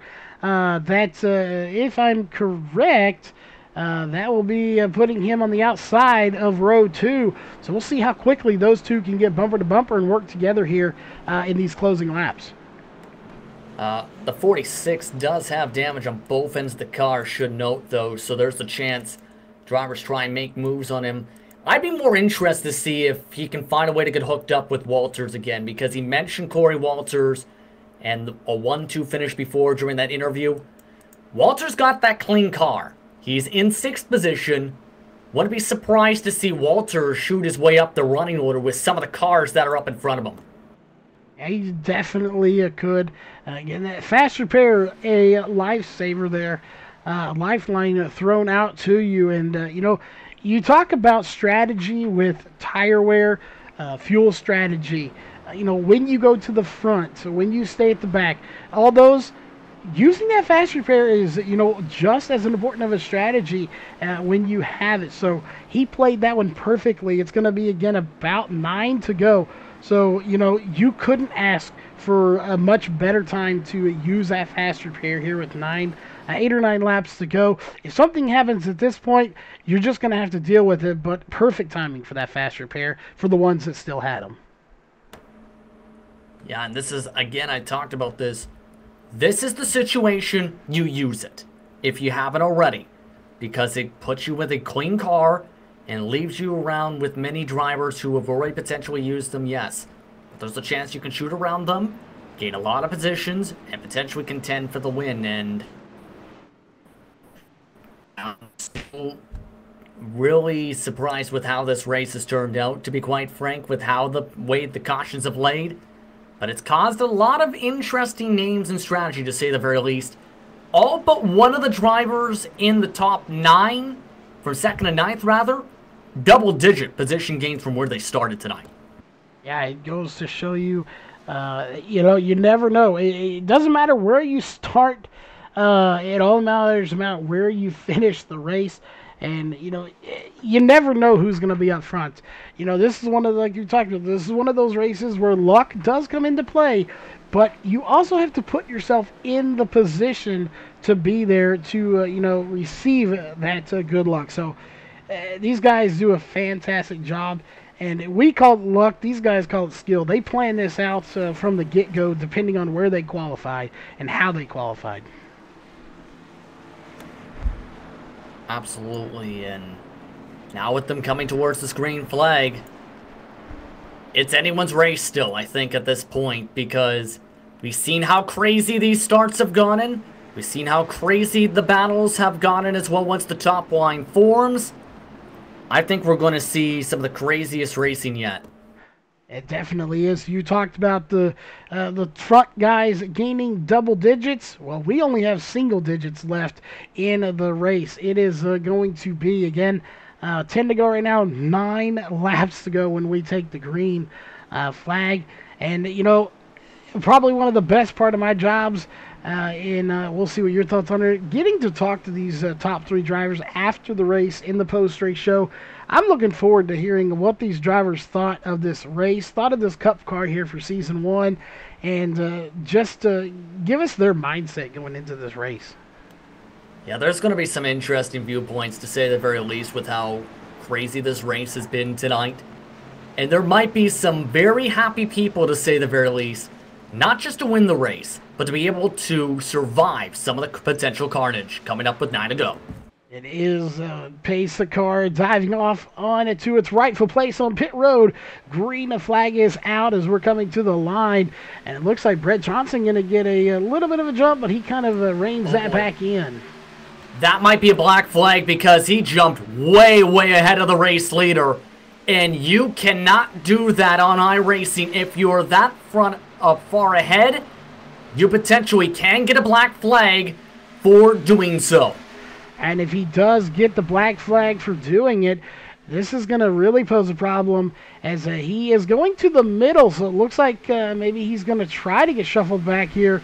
Because if he's on that top side and he has to go down to pit road, that is really going to be problematic for people around him, as he's going to have to use that radio and communicate as best he can. But so far, he is not coming down this time. We'll see if he comes down next time.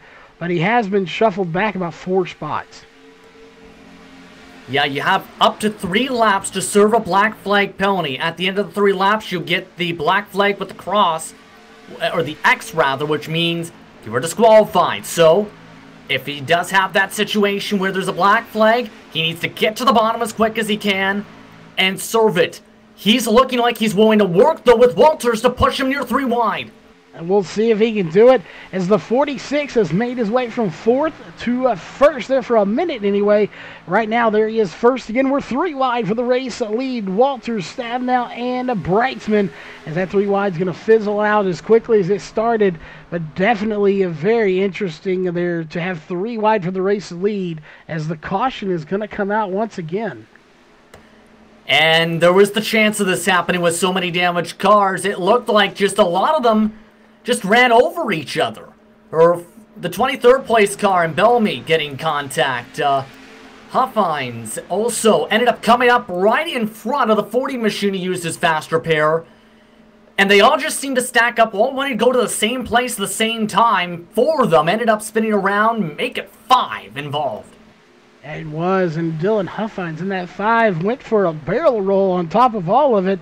And then tries to get back on the racing surface and actually high centers and is stuck on the track, or at least he was. He's going to have to tow now.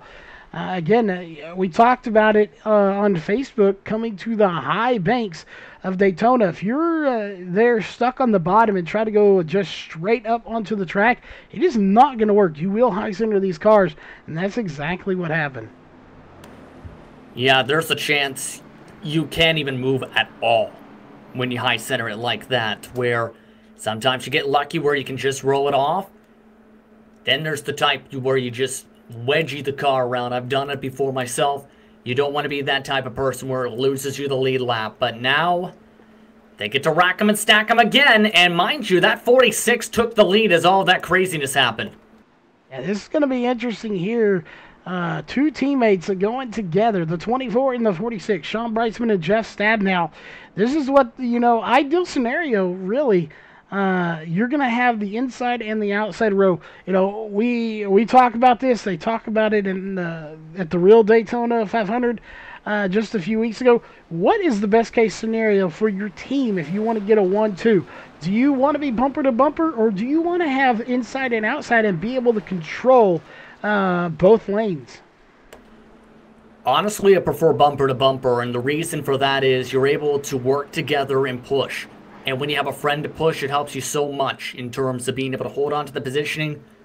There's too many unpredictable chances for you getting split up by trying to go side by side and controlling the front like that. So I'm one of those drivers who wants to try and just stay hooked up 1-2. And mind you, with this package, it works when you tandem draft. It definitely does.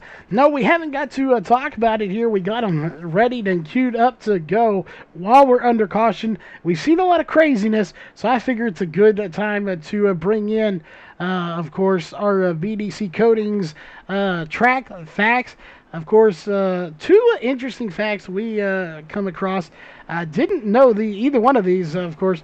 It's Daytona International Speedway, the largest lighted sporting facility in America with over 2,000 installed lights here. So a massive facility with a lot of lights. And, of course, I talked about that craziness. They say that you could fit 2 full Disneylands with inside the Daytona Speedway itself. You're talking about the one in California, right? Yes.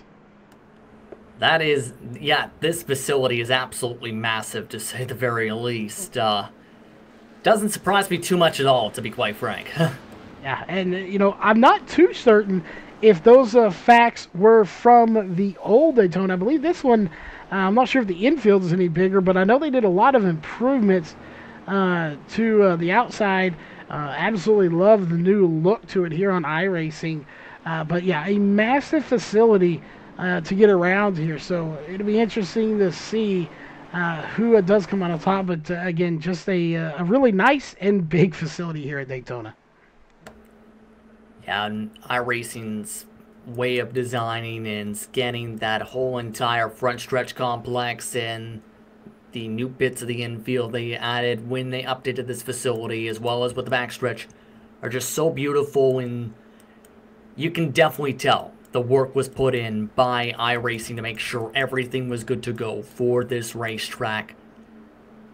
It's a special place, and a track that's familiar to so many people. It requires that special amount of detail. Yeah, it definitely does.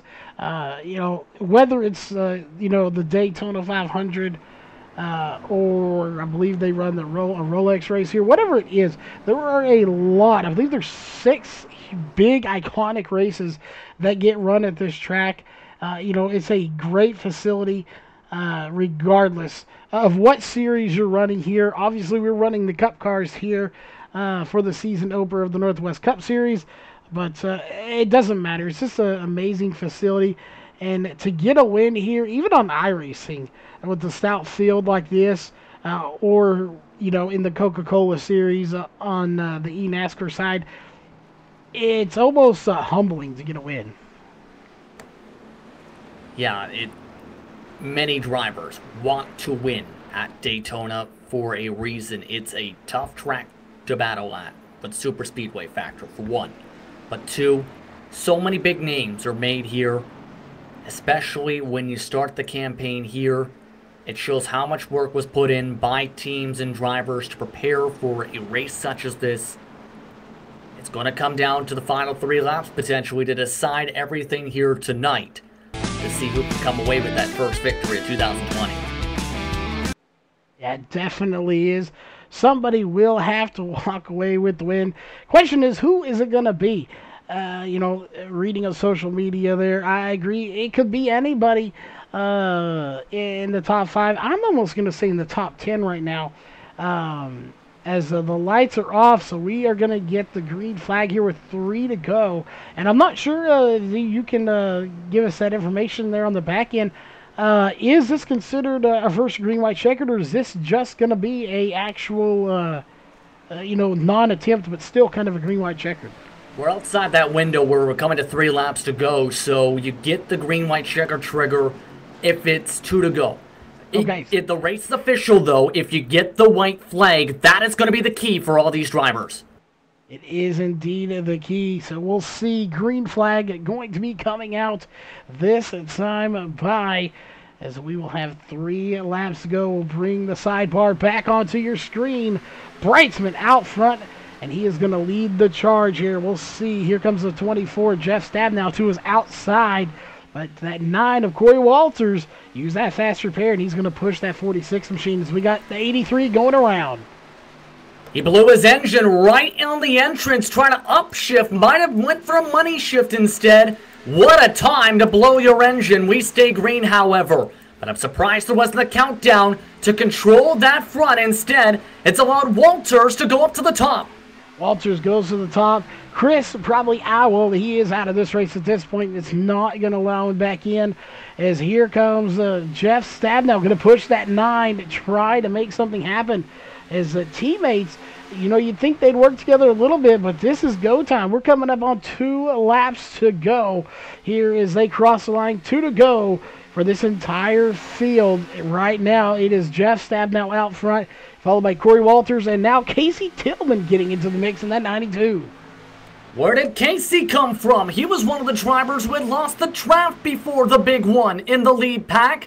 Now he's the pusher. Great situation with a lap and a half to go. It goes to show you, like we talked about, you never know what's going to happen here at Daytona or any race, but especially here as the 24 has that outside lane. He has the advantage. They're going to be coming to get the white flag this time by Corey Walters, now with the advantage, being pushed by Sean Brightsman in the 46. This is going to be a photo finish if they continue how they are. Race is official from here. It's just a matter of how many cars will make it to the checker flag. Already, though, lap traffic gets out of the way. It's going to be amongst these drivers, the top 5 to decide the win. And, of course, we are on your Eco 1 to go. White flag in the air. And it's side by side down the backstretch. Walters right now with a slight advantage, and I mean slight by .033. It is not much. Somebody is going to either be wrecked or be sitting in victory lane as this is coming to a photo finish. It's going to come down to the final push. Oh! Trouble. Big spin. 2 teammates getting together. Is this going to be Corey Walters that walks away with the race win here tonight? What a race overall, and a big wreck there at the end to take out Jeff Stabenow, who'll be scored in the 4th position, and John Ottenbacher, who I believe was a lap down, managing to sneak a 3rd place. What a finish there. It just looked like Tillman might have tried to side draft a little too aggressively off of turn 4. It just nicked the right rear of the car below. That in turn causes that crazy finish. Corey Walters, though, right place, right time for the faster pair and the cleanest car at the checkered. It was indeed Brett Johnson going to take 2nd, and John Ottenbacher rounding out your top 3. We'll be talking to those drivers here in just a few moments, as he's going to be doing some celebrating before we grab them to chat with him on the radio. Justin, you want to run through our top 15 in the stand, or the points in the results, and then I will finish off and we'll go to the post-race show. Yes, indeed. Let's take a look at those results. In fact, as Corey Walters saved the faster pair for the right moment and took home the checker flag starting in 21st. Brett Johnson came home 2nd. John Ottenbacher, he was in the 2nd pack as they crashed off of turn 4. Did not have to lift as he came home with 3rd. Casey Tillman still came home with 4th. Dan West Jr. in 5th. Daniel Masters in 6th. Jared Wakefield in 7th. With Daryl Tidwick in 8th position. Ricky Bowser finished in 9th with Sean Britsman in the 10th position. Travis Barnes, he was in contention late. Instead finishes in 11th. William Fletcher, Stephen Paulison, Seth Frazier, and Jeff Stabenow round out the 15 drivers. Should note the reason I believe Stabenow is scored in that spot in part. He went into the Roval portion of Daytona circuit after the checker flag and spun that direction. That'll definitely do it for you. And rounding out the rest of your field in this order from 16th to 38th is going to be B.J. Tidrick, Gary Nichols, Bruce Weaver, Chris White, Justin McClure, Nick Bellamy, Dylan Huffines, Frank Harris, Scott Hutchinson, Stephen O'Hare, Dana Rogers, Roy Grande, Bill Ross Jr., James Thurston, and Josh Robinson going to round out your top 30. And 31st through 38th going to be Chad Malik, Scott Mann, who had a disappointing night after a good run in that 90 machine, Christopher Cornell, Carl Burke, Ryan Means, Mark Walls, and of course Ray Fournier and James Vining. Scratches here tonight didn't start the race. That is the results here for your 38 car field for the season opener. We're going to step away for just a moment. We'll have your top three here in the booth as we talk to Walters, Johnson, and Ottenbacher here in the post race show.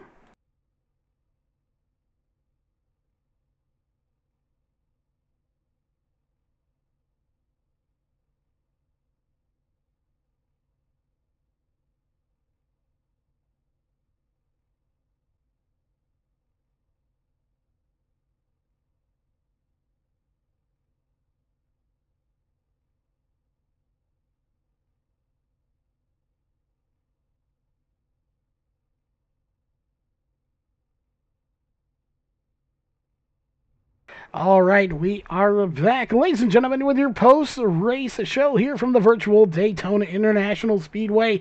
And of course, we have our top three drivers with us. And I believe Justin has caught up with our third place driver who has snuck it in there, the 89 of John Ottenbacher. Indeed, he was one of the drivers in the second grouping for the final start of the race. In turn, in part because the crash off of turn 4, able to get some luck coming to the checker flag. John, talk us through your viewpoint as you were coming off turn 3 and 4 and seeing a lot of wrecking cars along the outside wall.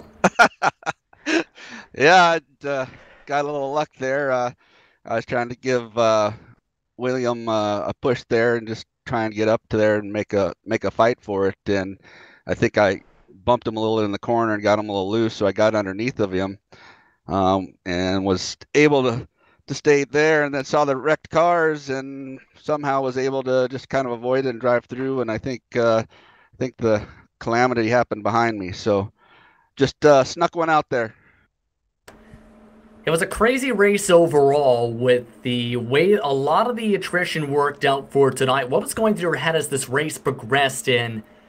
The strategy kind of just was always in flux, especially with the faster pair in a lot of people's minds tonight. I was just fighting the whole race, persistence, trying to get back.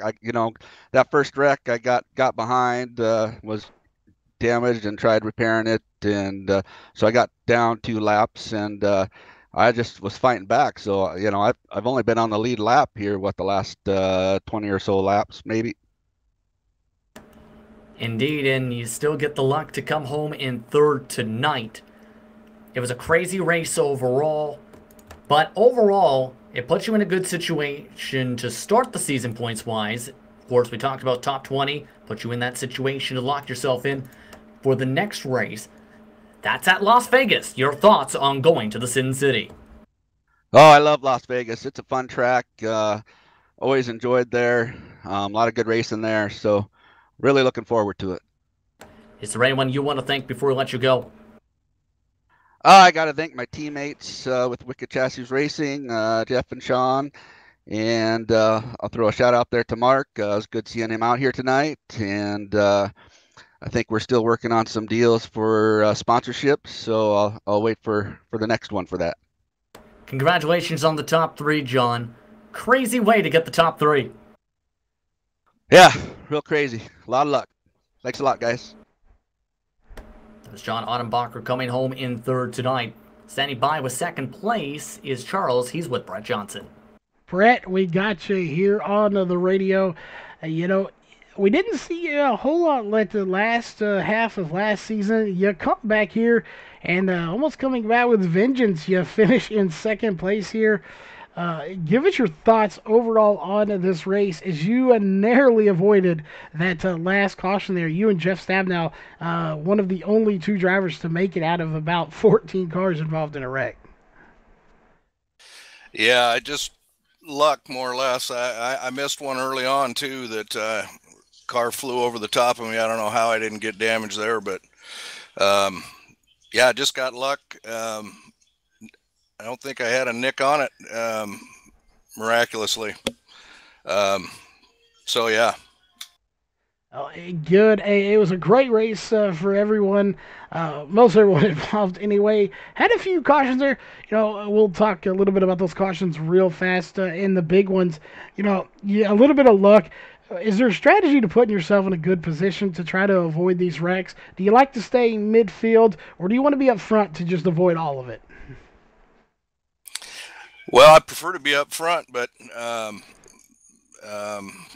yeah, there's risk no matter where you're at, really. So I rode pretty much top 5, top 10 most of the time, and just got lucky to miss the wreck. So I don't think there's a good strategy either way on these super speedways. It's just surviving. Little luck, little skill, whatever it comes down to, you kept yourself in a clean car. You finished in second place. A good points night for you as well. And we know you got some shout-outs and sponsors of that car that you need to thank to keep it going. Yeah, just thanks to everybody at Northwest Racing Series, Jeff, John, Sean, Mark, all the hard work those guys put in to make this happen, and good turnout tonight. So thank everybody for coming out. Yeah, good way to start the season, and yeah, good to see Corey win one too. So. Well, definitely getting congrats on the second place. And speaking of your winner, the 9 of Corey Walters, Justin has caught up with him in victory lane. Yes, indeed, and it was a crazy one for Corey Walters, to say the least. He was everywhere, and I mean everywhere, from the front to the back to the front to the back multiple times. Corey, how does it feel to win the season opener? Oh, it feels pretty good, man. To be honest with you, kind of shaking a little bit because that last lap just gets your nerves going. But yeah, I feel pretty good. As you were getting ready for that 3-lap shootout, talk us through basically what was going through head from the green flag all the way to that checkered flag, as there was a lot that happened, including that wreck around you. Yeah, I started that last restart in third. I had Sean ahead of me, and he had a little bit of damage, and I think he was just a little bit slower. So once I got a good push on him, I got up top, and then Jeff pushed me around him, and I got back to the bottom, and it was just crazy, man. I'm just glad it worked out the way it did. You know, I mean, it's hectic in the middle of that pack and even in the back of it sometimes, but I'm just glad I was in the right spot at the right time. How difficult was this race overall? You mentioned the difficulty in the mid-pack, for example. How difficult was it to try and plan out how you wanted to attack this race, because there was a fair amount of attrition tonight? Just 15 drivers finished on the lead lap, and many finished 20-plus laps down. Oh, it was tough. I mean, you gotta kind of watch the pack, see who's holding the good line, see who's hitting the apron, and just not holding a great line. And you pick the guys that are running a good line and hope for the best. Hope other cars don't get into you. And it did happen. I had to burn a fast repair, which I don't like to do, but yeah, I mean, nerve-wracking. You gotta be patient and hope you don't get run over, or hope you don't run. Now the good news is too, with the victory, you're already locked into postseason pending minimum race requirements. That will take place in October. What's kind of your strategy now that, yes, you got the position in the postseason, but there's still a ways of racing to go and lots of victories still on the table? I mean, my strategy is always to go out there and try to win. I think that's pretty much everything out here. We got a great group of guys, good competitors, so it's gonna be a tough season. But you just gotta hope for the best in every race. Try to avoid the wrecks and try to get that top 5 or win. That's all you really can do. Real quickly, next race at Las Vegas. Your thoughts on that circuit with the current package? I actually like it. I've been running the open sets with it. I haven't really ran 6 set much, but I love Vegas. It's fast track. Get a little hairy sometimes, but I think it'll be a good race overall. Anyone you want to thank before we let you get going tonight, Corey?